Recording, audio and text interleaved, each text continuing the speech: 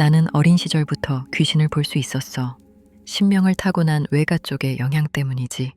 왜냐하면 어머니와 외할머니는 유명한 무당이었어. 나는 무당이 되기 싫어서 그 길을 거부하고 평범하게 살아가고 있어. 하지만 이렇게 아무렇지 않은 척 살아가고 있는 것도 쉽지는 않아. 나는 언제 어디서나 귀신을 보기 때문에 가끔 깜짝 놀랄 때도 있고 늘 죽음의 존재들과 함께 있어서 마음 편하게 웃어본 적이 없었어. 사람들은 아마 짐작도 못할 거야. 자신이 있는 곳에 얼마나 많은 귀신들이 있는지 말이야.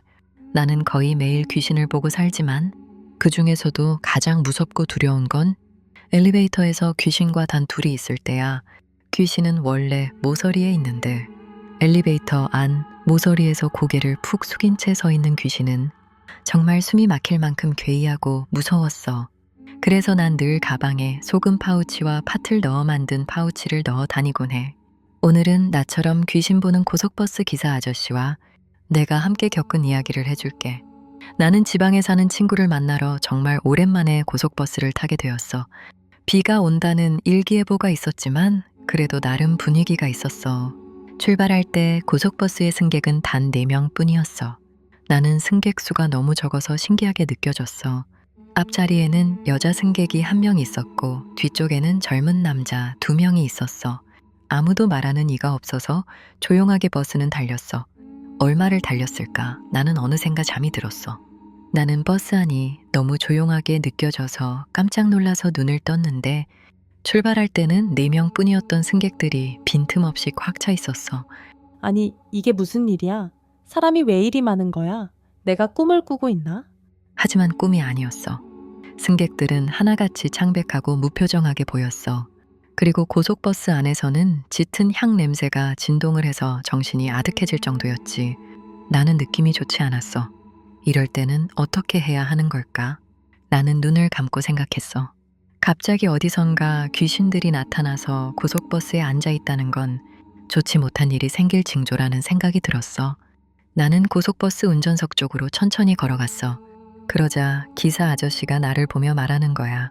위험하니 앉아 계셔야 합니다. 이제 곧 휴게소가 나오니 그때 내리세요. 나는 기사 아저씨를 보고 고개를 끄덕였어. 얼마 후에 휴게소에 도착했고 나는 기사 아저씨에게 작게 말했어.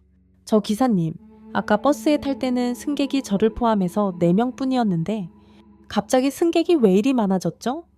그러자 기사 아저씨가 일단 내려서 이야기하자고 하는 거야. 아저씨는 잠시 후에 말을 이어갔어. 저기 아가씨, 뭔가 착각한 것 같네요. 처음에 승객은 아가씨와 뒷자리 남자 승객 1명이었어요. 그러니까 오늘은 승객이 2명뿐이었어요. 나는 기사 아저씨의 말을 듣고 다시 버스 안을 찬찬히 바라보았어. 다시 보았을 때는 정말 젊은 남자 1명만이 덩그러니 앉아서 졸고 있었어. 기사 아저씨는 커피를 권하며 이야기를 이어갔어. 저기 아가씨도 귀신을 보는 사람인가요? 그래도 나와 비슷한 사람이 있어서 좀 다행이네요.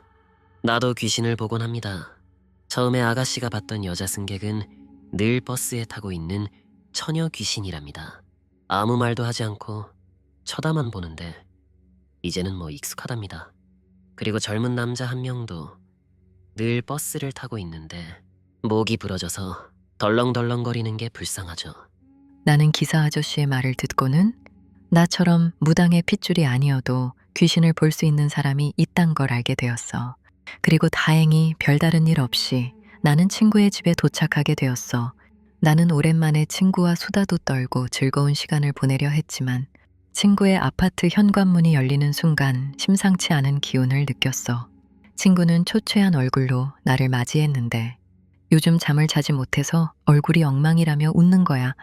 나는 그때 친구의 등 뒤로 보이는 검은 존재를 보게 되었지. 그건 천장에 달라붙어서 우리를 내려다보고 있었어. 나는 친구에게 요즘 악몽을 꾸느냐고 물었어.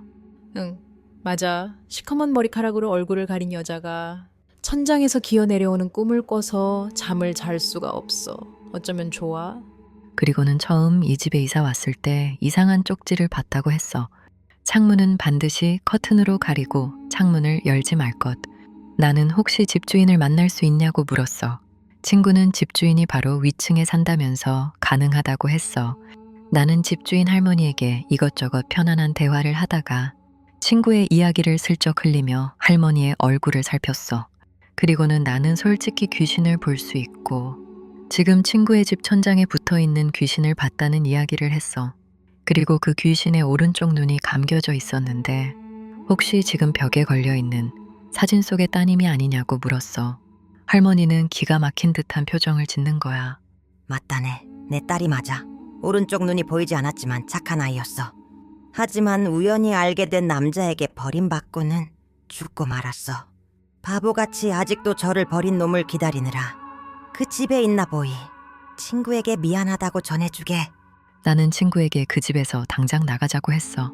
친구는 간단하게 짐을 꾸려서 나와 같이 돌아오게 되었지.